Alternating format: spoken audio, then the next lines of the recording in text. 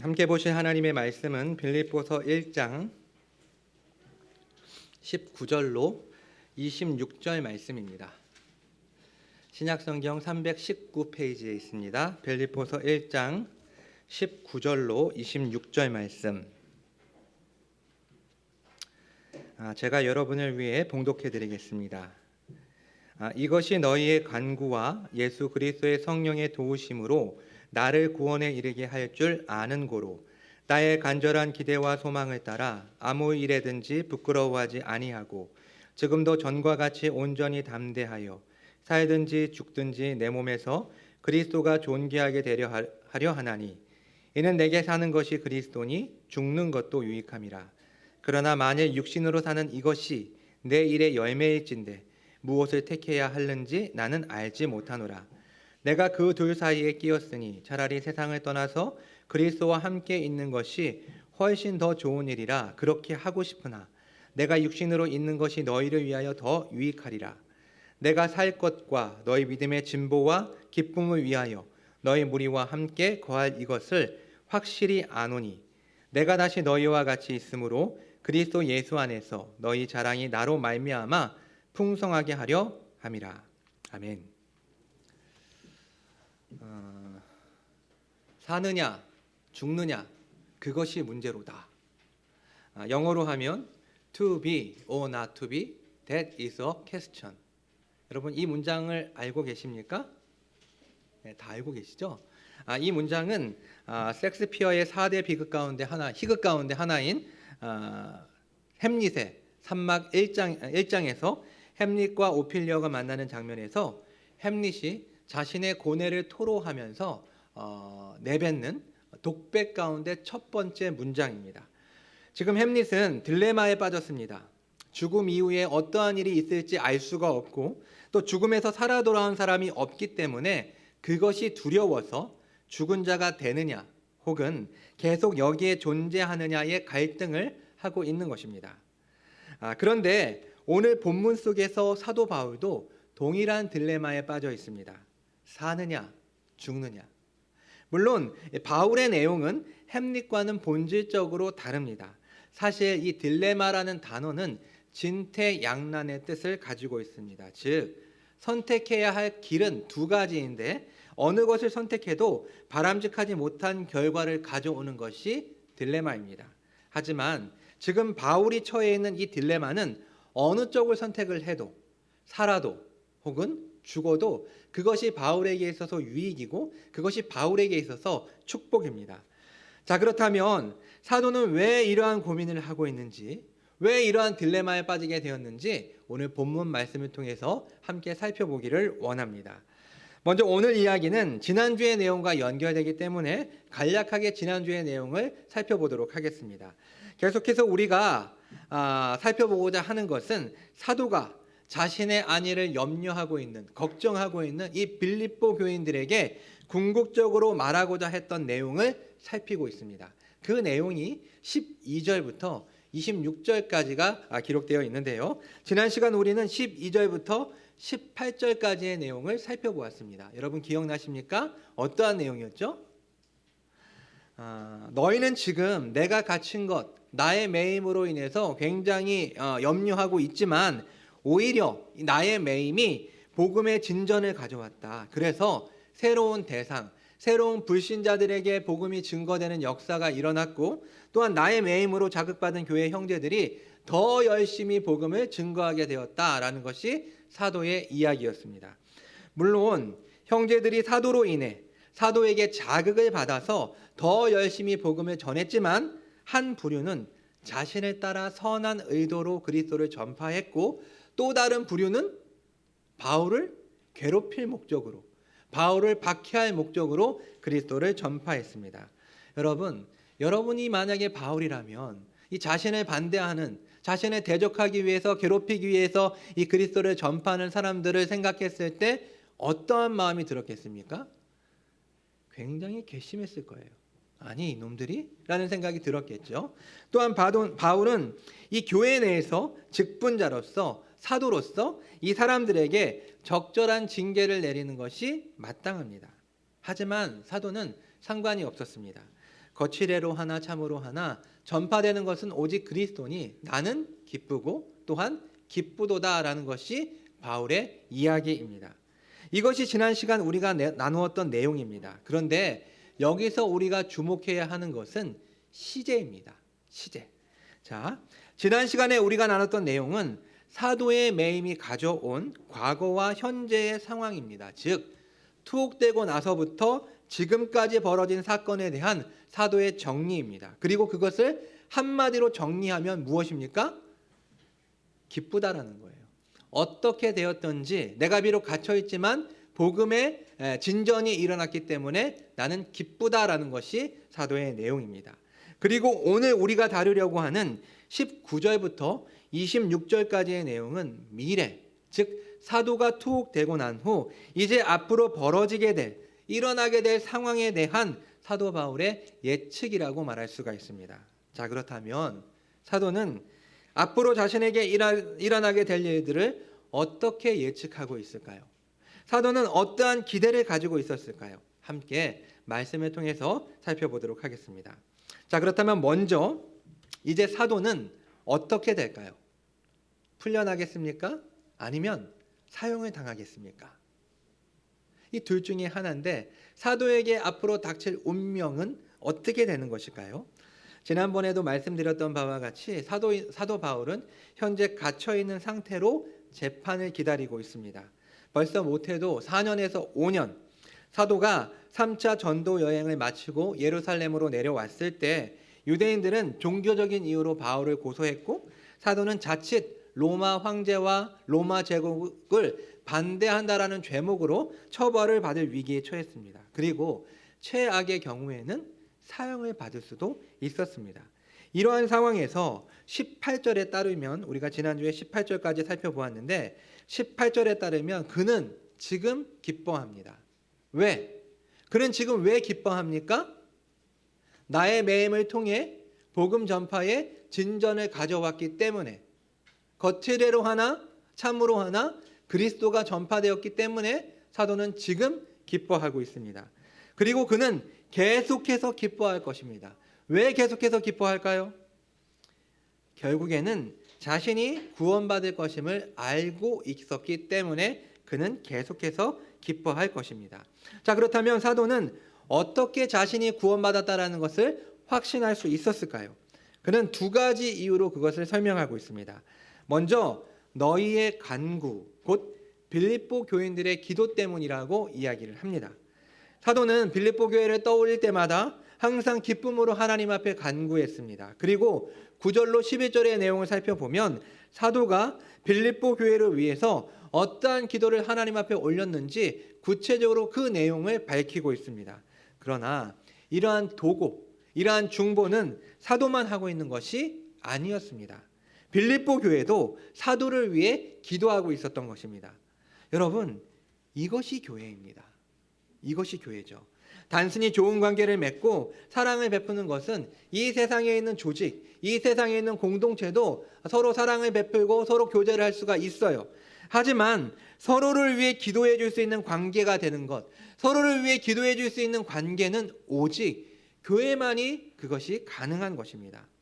아더 핑크는 상대방을 향한 기도에 관해서 이렇게 이야기를 합니다.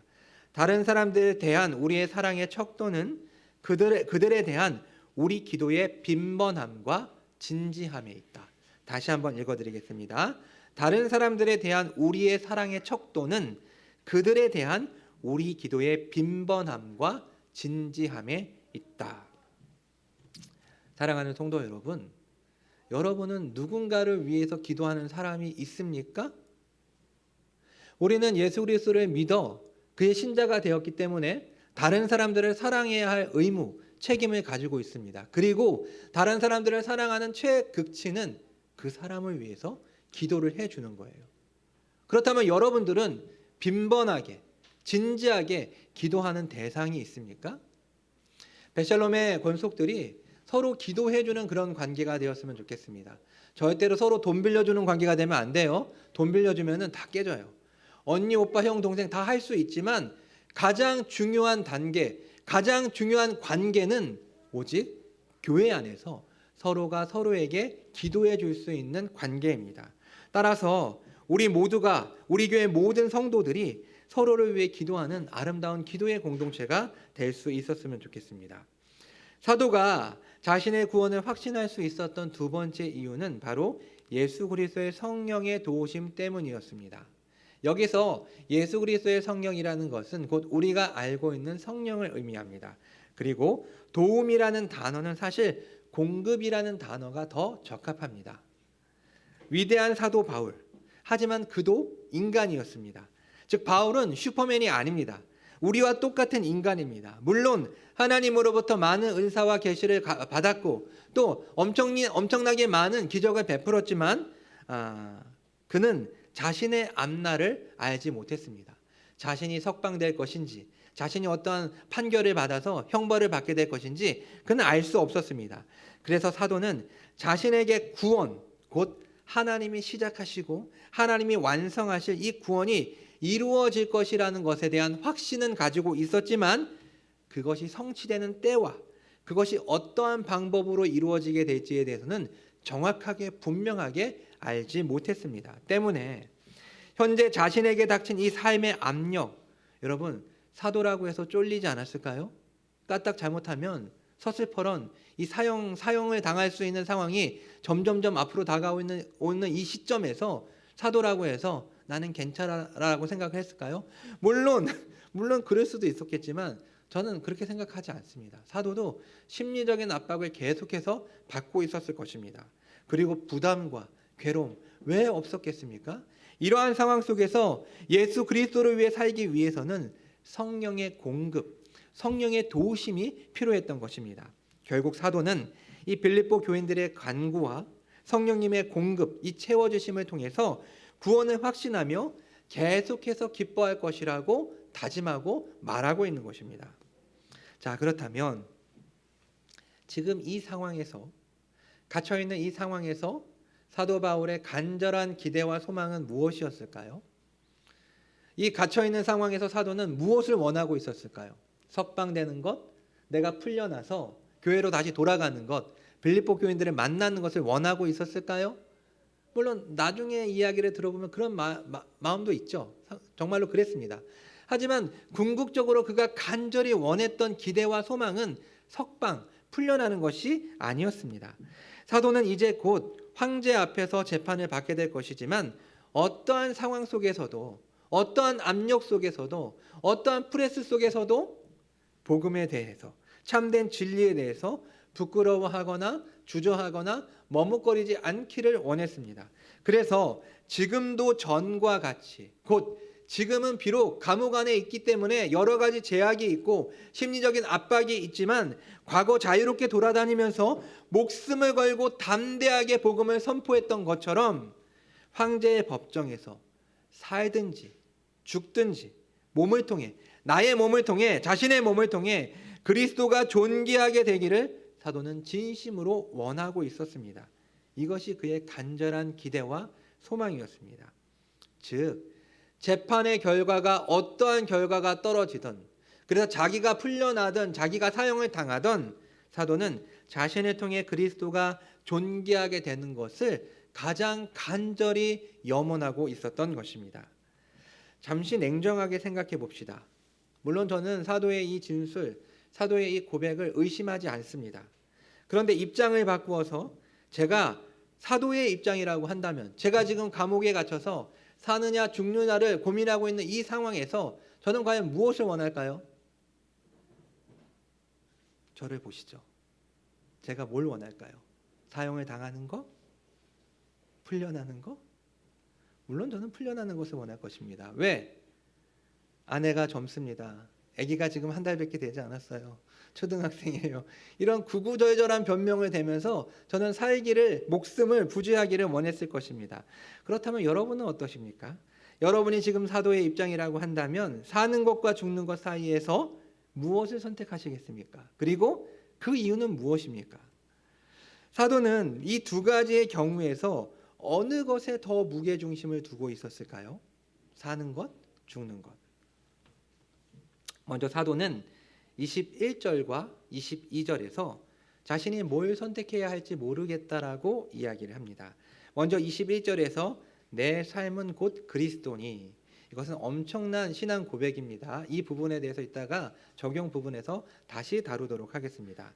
내 삶은 곧 그리스도니, 죽는 것, 곧 사형을 받아 죽는 것도 유익하다라고 이야기를 합니다. 첫 번째로 사도는 자신이 죽는 것도 유익하다라고 이야기를 하죠. 두 번째로 사도는 육신으로 사는 것, 곧 석방되어서 살게 된다면 그것은 내게 많은 열매를 맺게 하기 때문에 그것도 유익하다라고 이야기를 합니다. 죽어도 유익하고 살아도 유익한 것이죠. 따라서 사도는 사는 것을 선택해야 할지 죽는 것을 선택해야 할지 잘 모르겠다라고 이야기를 합니다. 결국 사도는 내가 둘 사이에 끼었다라고 고백하면서 갈등하고 있습니다. 이것이 바로 사도의 딜레마입니다. 살아야 되는지 죽어야 되는지. 그리고 아까 서두에서도 말씀드렸듯이 지금 사도는 두 가지 모두를 꺼려하는 게 아니에요. 두 가지 다 싫어하고 회피하려는 것이 아닙니다. 두 가지 다 유익하고 두 가지 다 자신에게 축복이에요. 하지만 여기서 사도는 솔직한 자신의 진심을 고백합니다. 차라리 세상을 떠나서 그리스도와 함께 있는 것이 훨씬 더 좋은 일이라 그렇게 하고 싶으나, 무슨 말입니까? 지금 여기에 있는 것보다 죽어서 주님께로 가는 것이 더 좋은 일이라는 것을 밝히고 있는 것입니다. 자, 여러분, 이 말은요, 죽는 것 자체가 좋다는 말이 아니에요. 아까도 말씀드렸지만 이 죽음은 뭐예요? 죄에 대한 형벌이기 때문입니다.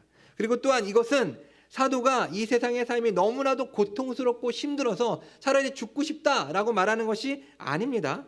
사실 성경의 인물들 가운데 이런 인물들이 있었어요. 엘리야가 이세벨을 피해서 광야로 들어가서 이 로뎀나무 아래에서 여호와여 넉넉하오니 지금 내 생명을 거두시옵소서라고 이야기를 합니다. 하나님, 차라리 죽여주세요. 너무 괴롭기 때문에 죽는 것이 더 낫겠습니다 라고 말했던 것이죠.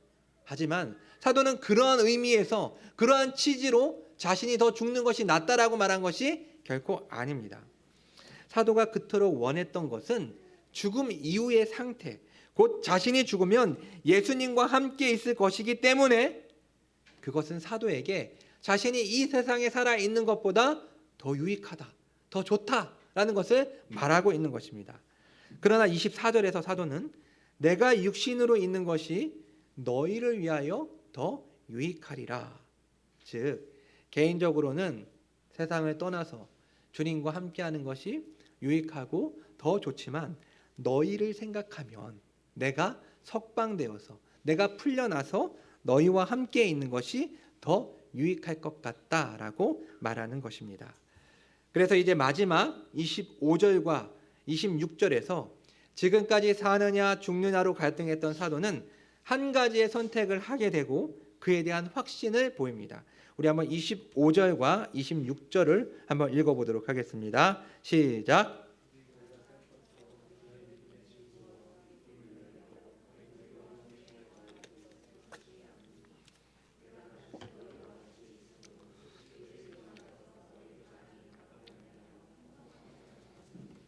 아멘. 자, 지금 이 말씀대로, 이 말씀에 따라서 이 내용을 살펴보면 사도는 내가 살 것, 내가 산다라고 얘기하고 있죠. 이것을 확실히 안다라고 이야기합니다. 그리고 다시 내가 다시 너희와 같이 있음으로라고 말하면서 자신이 풀려나서 석방될 것을 지금 확신하고 있습니다. 자, 그렇다면 사도는 어떻게 이런 확신을 가졌던 것일까요? 진짜로 사도는 자신이 석방될 것이라고 믿고 있었던 것일까요? 분명히 23절까지 사도는 자신의 상황을 장담하지 못하고 있었어요. 그런데 24절 이후부터 갑작스럽게 자신이 석방될 것이라고 말하고 있습니다. 우리는 이러한 변화를 어떻게 이해할 수가 있을까요? 이에 대해 어떤 사람들은 바울이 하나님으로부터 풀려날 것이라는 어떤 계시를 받았다라고 말하는 사람이 있어요. 그래서 자신이 풀려날 것이라고 확신했다라는 것이죠.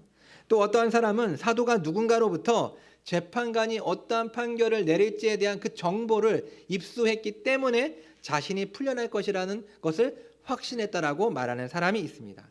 하지만 다 이 모두가 썰이죠. 하나의 그냥 설입니다. 자, 왜냐하면 본문 이후에 2장 17절에서 또다시 사도는 자신이 순교할 수도 있다라는 것을 암시하고 있기 때문입니다. 확신하고 있는 게 아니에요. 자, 그렇다면 우리는 사도의 이 확신을 어떻게 이해해야 할까요? 이것은 사도의 바램이라고 말할 수 있습니다. 사도의 간절한 소망이죠. 이것도 자신이 풀려남으로 빌립보 교인들은 믿음의 진보를 얻게 될 것이고, 또 지금까지 자신을 위해 기도했던, 자신을 위해서 기도했던 이 빌립보 교인들은 큰 기쁨을 누리게 될 것을 알기 때문에 개인의 소망을 지금 이렇게 표현하고 있는 것입니다. 이 같은 상황에 대해서 잉글랜드의 목사 앤서니 파링턴은 이렇게 묘사합니다. 바울의 처지는 마치 문 밖에 서 있는 한 불쌍한 거린 여자와 같습니다. 그녀는 문 밖에 서서 울고 있는 아이를 데리고 있는데 누군가 그녀에게 와서 당신은 잔치에 참여하셔도 됩니다만 아이는 밖에 두어야만 합니다 라고 말합니다. 그 여자는 몹시 배가 고프고 잔치에 들어가고 싶지만 그 아이를 버려두고 싶지는 않았습니다. 이것이 지금 바울의 심정, 바울의 처지라는 것이죠. 결론적으로 말하면 이렇게 살고 죽는 문제에서 사실 바울은 선택의 여지가 없습니다. 그렇죠? 이것은 결국 하나님의 섭리대로 이루어질 것이고, 사도의 뜻이 아닌 하나님의 뜻이 이 재판의 결과와 사도의 삶과 죽음의 여부를 결정할 것입니다. 그래서 사도가 처한 상황을 한 문장으로 요약하면, 한 문장으로 정리하면 내게 사는 것이 그리스도니 죽는 것도 유익함이라. 21절이죠. 이 말씀으로 표현할 수가 있습니다. 이제 말씀을 정리하도록 하겠습니다. 12절로 26절에 이르는 이 전체 단락에서 우리는 구절 구절마다 내가, 나를 이라는 단어를 발견할 수가 있습니다. 결국 사도는 이 단락을 통해서, 이 본문을 통해서 자신 개인의 간증을 하고 있는 것입니다. 따라서 이 단락 속에서 가장 중요한 것은 사도 바울의 신앙 고백이에요. 자, 내게 사는 것이 그리스도니 죽는 것도 유익함이라. 죽느냐 사느냐의 딜레마, 즉 축복된 곤경 속에서 사도는 죽어도 상관없다는, 아니 죽는 것이 더 낫다는, 죽는 것이 더 유익하다라는 이러한 고백을 하게 되는데, 어떻게 사도는 이러한 고백을 할 수 있었던 것일까요? 사실 내게 사는 것이 그리스도니라는 이 문장이 저는 단번에 이해가 되지 않았습니다. 무슨 말인가? 그래서 이 문장을 제대로 자세히 들여다보았더니 나에게 삶은 그리스도다, 나에게 삶은 그리스도다라는 문장으로 재해석할 수가 있습니다. 영어로 한다면 For to me, to live is Christ. 투부정사해 가지고 to live, 산다는 것은, 사는 것은 is, 이다. Christ. 산다는 것은 그리스도이다. 내 삶은 그리스도이다 라는 말로 바꿀 수 있다는 것이죠. 사도는 자신의 신앙 고백 속에서 나에게 삶은 그리스도라고 말합니다. 그렇다면 여러분에게 있어서 삶은 무엇입니까? 자, 고개를 들어봅시다. 여러분들이 열심히 쓴다고 해도 집에 돌아가서 절대로 읽지 않을 것은 저는 알고 있습니다. 예, 그러니까 저를 보세요. 예. 여러분, 여러분에게 있어서 삶은 무엇입니까? 우스갯소리로 삶은 달걀이죠. 예. 여기서 웃어줘야 되는데 안 웃으면 굉장히 당혹스러운데, 아무튼 삶은 굉장히 모든 사람에게 중요한 부분이에요. 자, 오늘날의 비극은 사람들이 굉장히 열심히 부지런히 이 세상 속에서 살고 있지만 삶이 무엇인지 생각하지 않고 이 문제를 다루지 않는 것이 비극입니다. 그렇다면 삶은 무엇일까요? 산다는 것은 결국 무엇을 의미하는 것일까요? 먼저 삶은 생존과는 다릅니다. 여러분, 생존은 무엇입니까? 생존은 아무런 의미 없이 본능에 따라 사는 것이 생존입니다. 눈이 떠지니까 잠에서 깨어나고 배가 고프니까 밥을 먹는 게 생존이에요. 즉 본능과 욕구를 충족시키며 사는 것이 생존인 것이죠. 많은 현대인들이 삶에 대한 철학도 목적도 없이 당장 눈앞에 보이는 어떠한 경제적인 이해 득실을 따져가면서 그것을 삶의 목표로 해서 살아가고 있습니다. 삶이라는 놀라운 경험을 하고 존재라는 경이로운 선물을 누리면서도 그 가치와 그 은혜를 누리지 못하고 생존하고 있습니다. 서바이벌하고 있는 것이죠. 그렇다면 우리는 나의 삶이 뭔지 어떻게 알 수가 있을까요? 결국 인간은 자신이 가장 사랑하는 것, 나의 가장 가치 있는 것을 두는 것이 그 사람의 삶이라고 말할 수가 있습니다. 사도는 자신의 삶과 그리스도를 동일시하고 있습니다. 삶 is Christ. 삶이 곧 예수님이라는 것이죠. 사도가 가장 사랑하고 가장 소중하게 생각했던 것은 바로 예수 그리스도였던 것입니다. 여러분, 여러분에게 A4 용지를 다 나눠드리고 그 A4 용지에 나의 삶 이퀄 나의 삶은 하고 가로를 치는 거죠. 이렇게 네모를 하는 거죠.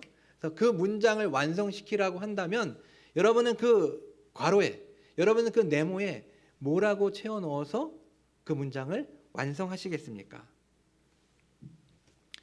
그것이 바로 나의 삶입니다. 내가 가장 사랑하고 나의 가치를 두는 것. 아마도 대다수의 사람들은 소유와 관련된 내용으로 그 문장을 완성할 것입니다. 나의 삶, 나의 삶은 나의 삶 이퀄 로또에 당첨되는 것. 생각만 해도 짜릿하지 않습니까? 상상만 해도 막 지금 막 기분이 굉장히 좋아지고 막 뛰쳐나가고 싶고 막 소리치고 싶은 이런 것. 건물주가 되는 것. 나의 삶 이퀄 주식이 대박 나는 것. 이런 소유와 관련된 어떠한 내용을 써서 많은 사람들이 표현할 것입니다. 또 있습니다. 좋은 대학 가는 것, 취직하는 것, 결혼하는 것, 건강한 것 등을 쓸 수도 있겠죠. 또 고상하게 선한 사람이 되는 것, 그리고 인간을 사랑하는 것, 인류에 공헌하는 것 등을 쓸 수도 있습니다. 그리고 평범하게 가정과 사랑하는 사람들 그리고 직장과 관련된 것이 나의 삶이 될 수도 있습니다. 결국 나의 삶이라는 것은 내가 가장 많이 생각하는 것, 내가 가장 많은 시간을 할애하는 것이 곧 나의 삶이 될 수 있습니다. 결국 이 문제는 그 내용을 자세히 들여다보면 우상 숭배의 문제입니다. 바울과 같이 나의 삶은 그리스도다라는 것 이외에 여러분이 A4 용지에 다른 어떠한 내용을 쓴다면 우리는 우상 숭배에 빠진 것입니다.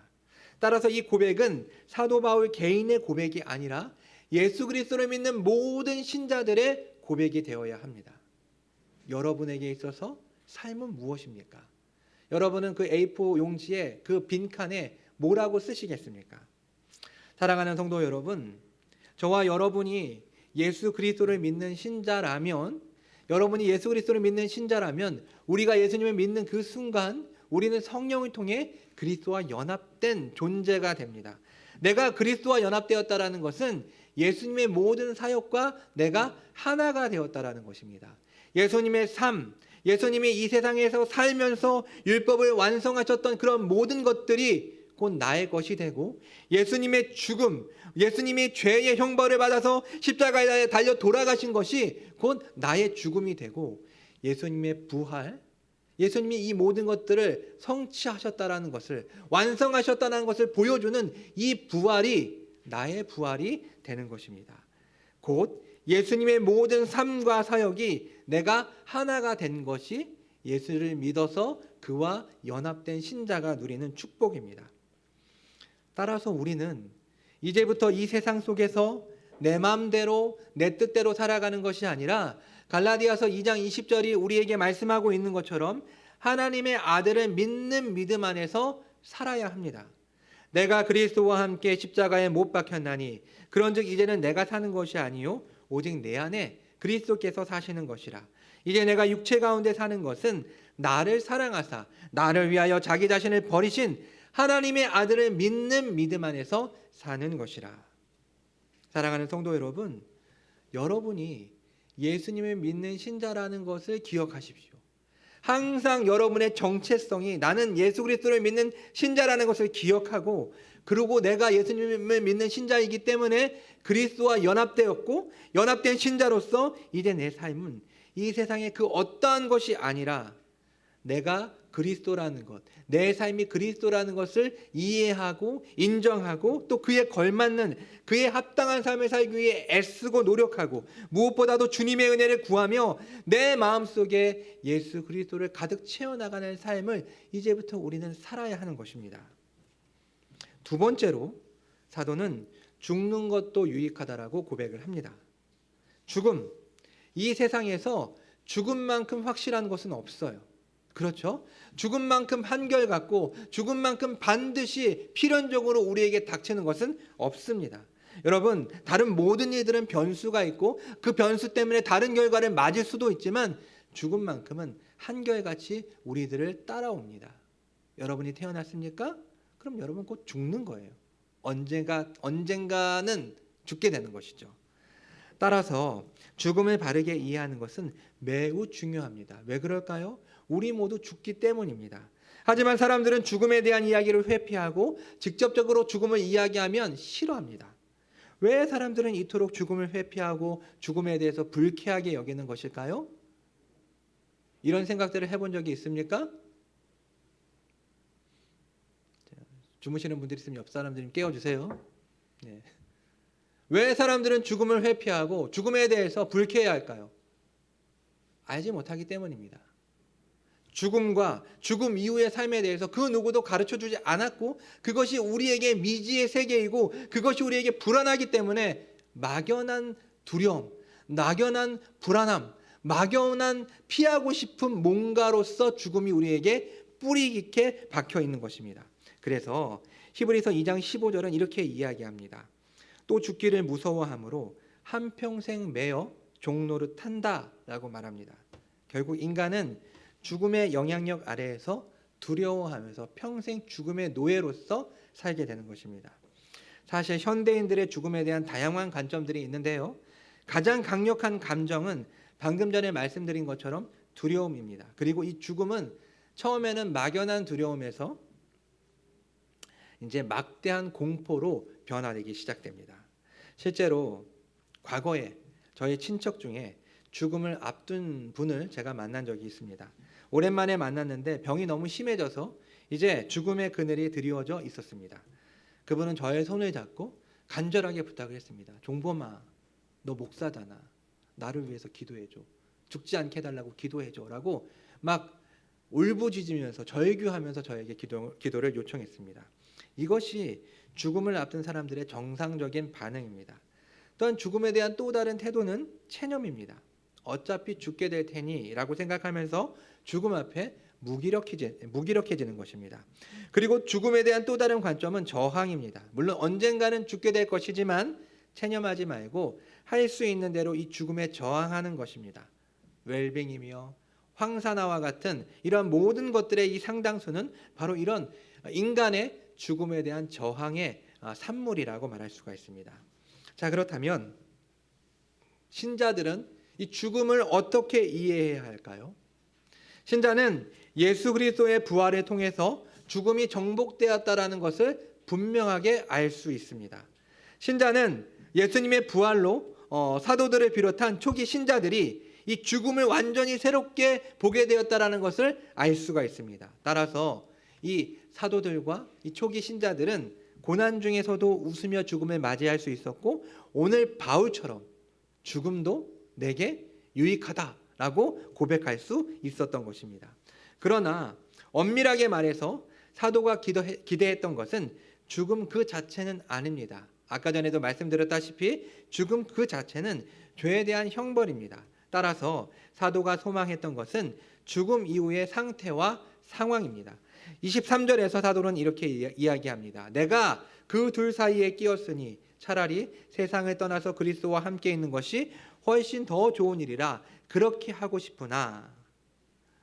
우리는 여기에서 이 죽음에 대한 사도의 독특한 이해를 발견할 수가 있는데요.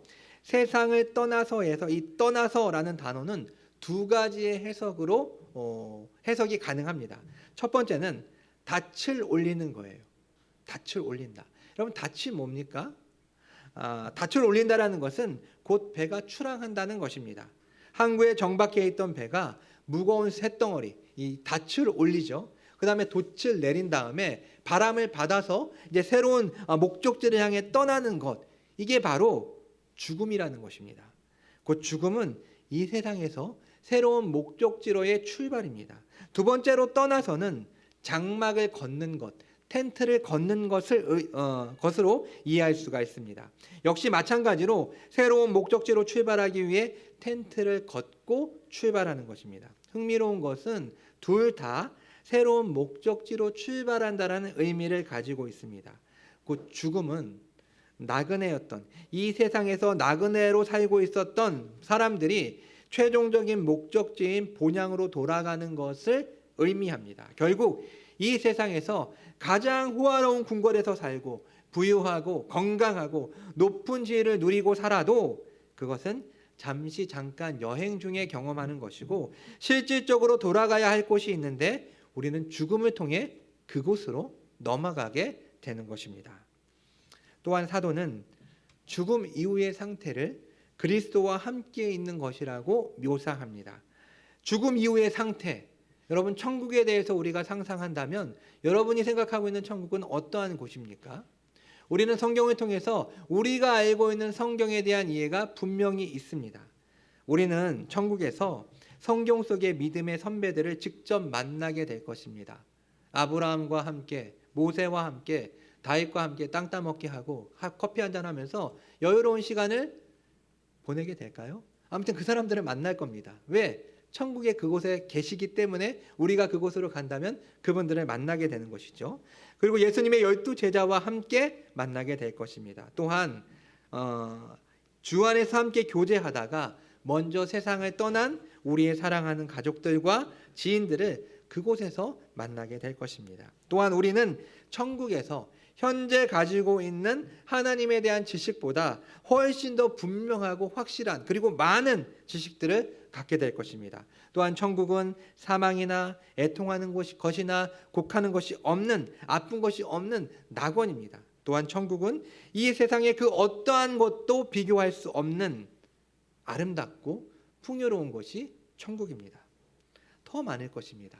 우리가 요한계시록 설교를 통해서 천국에 대한 이미지를 이미 배웠기 때문에 천국에 대해서 풍요롭게 설명할 수 있을 것입니다. 사도는 이 모든 개념들을 이미 알고 있었습니다. 하지만 사도는 본문 속에서 죽음 이후의 상태를 단 한 가지의 개념, 곧 그리스도와 함께 있는 것이라고 소개합니다. 아주 많은 것들이 생략된 것처럼 보이지만 사도는 그리스도와 함께 있는 것에 비하면 그런 것들은 잃어버려도 상관이 없는 사소한 것들이라고 생각했던 것입니다. 이것에 대해서 찰스 스펄전이 굉장히 기가 막힌 비유를 하나 우리에게 보여주고 있습니다. 설교를 준비하면서 와, 어떻게 이렇게 설명할 수 있지라고 생각이 들 정도로 이 비유가 정말 굉장히 인상 깊었습니다. 좀 길지만 제가 이 상황을 설명하는 찰스 스펄전의 비유를 읽어드리도록 하겠습니다. 어떤 한 부인이 있는데 그녀의 남편은 인도에서 관직 생활을 하게 되었기에 오랫동안 부부는 떨어져서 살아야만 했습니다. 그녀는 남편에게 받은 사랑으로 가득한 글들과 친절한 편지들을 가지고 있었지만 그녀의 마음은 창문 밖으로 뻗어 동쪽을 향해 바라보며 남편이 돌아오기만을 학수고대했습니다. 그러던 어느 날 남편에게서 인도로 오라는 내용의 편지를 받게 됩니다. 그래서 그녀는 지체하지 않고 가기로 결심했습니다. 이럴 때 여러분이 그녀에게 무엇 때문에 인도에 가냐고 물으면 그녀는 제 남편에게 가려고 합니다 라고 대답할 것입니다. 그러나 그곳에는 그녀의 남동생도 있습니다. 그렇습니다. 그녀는 남동생을 보게 될 것입니다. 그러나 그녀는 그런 사실을 여러분에게 말하지 않았습니다. 그녀의 주된 생각은 자기가 남편에게 가려는 것입니다. 그곳에는 그녀의 친구들과 동료들이 있습니다. 그러나 그녀가 그 먼 땅으로 가는 이유는 그 친구들을 보고 싶어서가 아니요, 자기의 사랑하는 남편 때문에 바다를 건너는 것입니다. 남편은 그곳에 멋진 소유지를 갖고 부자이며 가구가 잘 꾸며진 집과 많은 종들을 거느리고 있습니다. 하지만 그녀는 남편에게 가려는 것입니다. 이 여행을 하는데 다른 요인들이 작용할 수도 있지만 그녀에겐 자신의 사랑하는 사람과 함께 있게 될 것이라는 사실이 여행을 하게 되는 주된 목적입니다. 여러분, 제가 왜 깜짝 놀라면서 이 비유를 인용했는지, 왜 사도 바울이 왜 죽는 것이, 그토록 죽는 것이 유익하다고 말했는지 그 이유를 아시겠습니까? 사도 바울이 천국에 대해서 할 말도 많고 쓸 말도 많았겠지만 그것을 다 치워버리고 단 한 문장으로 그리스도와 함께 있는 것이라고 왜 이렇게 묘사했는지 이해가 가십니까? 나머지는 부스럭이에요. 나머지는 따라오는 거예요. 가장 중요한 것, 내가 죽어서 천국에 간다라는 것은 예수님 만나는 거예요. 예수님과 영원토록 그곳에서 교제하는 거예요. 천국이 뭐 황금지비로 되어 있고 생명의 면류관 쓰고 뭐 이런 거 다 좋은 유익이고 또 바라는 것들이겠죠. 예, 하지만 그 모든 것들은 내가 예수님을 만나 영원토록 교제할 것에 비하면 그것들은 그냥 부차적인 것이 되어버리는 것입니다. 이 비유 속에 남편을 향한 여인의 마음과 태도가 예수 그리스도를 향한 우리의 마음과 태도가 되었으면 좋겠습니다. 그럴 때 비로소 우리는 죽는 것도 유익하다라고 고백할 수 있게 될 것입니다. 정리해 볼까요? 과거에 제가 어렸을 때 유행가 중에 앉으나 서나 당신 생각이라는 가사의 노래가 있었습니다. 혹시 아십니까? 아시는 분들은 옛날 사람인데 여기는 거의 없나요? 자, 예수 그리스도를 믿어 신자가 된 우리는 앉으나 서나 주님 생각을 하는 사람들이 되어야 합니다. 예수 그리스도와 연합된 신자로서 이제 우리의 삶이 하나님의 아들을 믿는 믿음 안에서 사는 삶으로, 그래서 사도 바울이 고백한 것처럼 내게 사는 것이 그리스도니 라는 이 고백이 우리의 입술을 통해 고백되고 우리의 삶을 통해 분명하게 드러날 수 있었으면 좋겠습니다. 그리고 예수 그리스도의 부활을 통해 신자는 죽음에 대한 새로운 이해를 얻게 되었습니다. 그리고 그 약속을 받게 되었습니다. 자, 믿지 않는 자연인들은 죽음 이후에 대한 어떠한 정보, 죽음 이후에 대한 어떠한 지식이 없기에 무지하기 때문에 그것이 두렵고 무섭지만 우리는 죽음을 통과하여 새로운 세상, 곧 예수 그리스도가 있는 그곳으로 가서 예수 그리스도와 영원토록 교제할 것임을 알고 있습니다. 따라서 죽는 것도 유익하다라는 고백을 우리는 할 수 있는 존재가 된 것입니다. 이러한 고백으로 예수 그리스도를 바라보면서 살아가는 저와 여러분이 되었으면 좋겠습니다. 기도하겠습니다.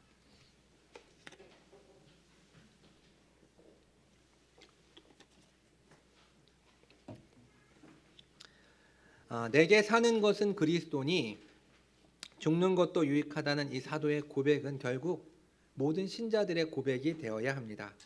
여러분, 여러분에게 있어서 삶은 무엇입니까? 예수 그리스도 외에 그 외에 다른 빈칸에 어떠한 다른 내용이 기록된다면 그것은 곧 우상 숭배입니다. 이 시간 주님 앞에 기도합시다. 주님, 제가 예수 그리스도와 연합된 신자로서 이제부터 그리스도를 믿는 믿음 안에서 살게 해 주시옵소서. 제 안에 그리스도에 대한 마음과 사랑으로 가득 채워주셔서 저의 삶이 곧 예수 그리스도입니다 라는 고백으로 이 한평생을 살게 해 주시옵소서. 덧붙여서 세상 사람들에게 죽음은 두려움과 미지의 세계이지만 죽음은 그 어떠한 것보다도 예수 그리스도와 함께 있는 것임을 우리는 알게 되었습니다. 때문에 죽음이 두려운 것이 아니라 죽음은 우리가 결국에는 맞이하게 될 축복이요 영광스러움이라는 것을 분명하게 알 수가 있습니다. 그리스도의 부활을 통해 약속된 예수 그리스도와의 영원한 교제를 날마다 소망하며 살아가는 복된 인생이 되게 해달라고 한 목소리로 기도하도록 하겠습니다. 기도하겠습니다. 거룩하신 아버지 하나님, 오늘 사도 바울의 이 고백을 통해서 결국에 모든 신자들이 이러한 고백으로 살아야 한다는 것을 알게 하시니 주님 감사를 드립니다. 사는 것과 죽는 것 사이에서 물론 우리가 그것을 결정할 수는 없지만 하나님 아버지, 저희가 정말 살아도 죽어도 우리에게 모두 유익하고 아버지 때문에 비록 우리가 우리의 마음으로는 주님과 함께하는 것이 좋지만 이 땅에 남겨진 저희의 사명을 가지고 살아가는 복된 인생들이 될 수 있도록 인도해 주시옵소서. 아버지 하나님, 죽음을 두려워하지 않는 신자가 되기를 원합니다. 세상 사람들은 죽음에 대해서 알 수 없기에 죽음을 무서워하고 죽음을 두려워하지만 저희는 하나님의 말씀을 통해서 죽음을 통해서 저희가 주님을 만나고 죽음을 통해서 예수 그리스도와 영원한 교제가 시작된다는 사실을 분명하게 알고 믿게 되었습니다. 주님, 그래서 이후로부터는 저희가 죽음을 초월하는 인생, 죽음을 넉넉하게 이기는, 죽음을 관조하는 삶으로 살아갈 수 있는 하나님의 거룩한 백성들이 될 수 있도록 은혜를 베풀어 주시옵소서. 거룩하신 하나님 아버지, 베샬롬의 모든 권속들의 마음을 주장하여 주셔서 오늘 이 말씀을 마음에 새기고 또 한 주간, 아니 한평생을 살기를 소원합니다. 내게 사는 것은 그리스도니 죽는 것도 유익하다라는 이 고백이 저희 입술에서 항상 아버지 품혀져 나올 수 있게 하여 주시고, 또한 그에 합당한, 그에 걸맞는 삶으로서 살아갈 수 있는 하나님의 거룩한 백성들이 될 수 있도록 은혜를 베풀어 주시옵소서. 저희의 다짐과 저희의 각오로 될 수 없습니다. 날마다 주님께서 저희의 마음 가운데 새로운 마음을 허락하여 주셔서 이 고백을 따라 아버지, 이 고백에 합당한 삶으로 살아갈 수 있는 저희의 삶이 될 수 있도록 인도해 주시옵소서. 하나님 아버지, 저희가 내게 사는 것이 그리스도라 고백하며 그리스도와 연합된 신자답게 이 세상 속에서 살게 하시고, 때문에 죽음을 두려워하는 것이 아니라 그 죽음을 통해 그렇게 손꼽아 기다리던 주님을 만나고 또 그곳에서 영원토록 교제할 것을 꿈꾸며 살아가는 하나님의 거룩한 백성들이 될 수 있도록 인도해 주시옵소서. 하나님, 이 고백이 사도 개인의 고백처럼 느끼지 않게 하여 주시고 나의 고백, 우리의 고백이 되어서 날마다 우리의 입술을 통해서 이 고백을 말하고 이 고백대로 살아갈 수 있는 하나님의 거룩한 백성들이 될 수 있도록 인도해 주시옵소서. 이 모든 말씀 예수님의 이름으로 기도합니다. 아멘.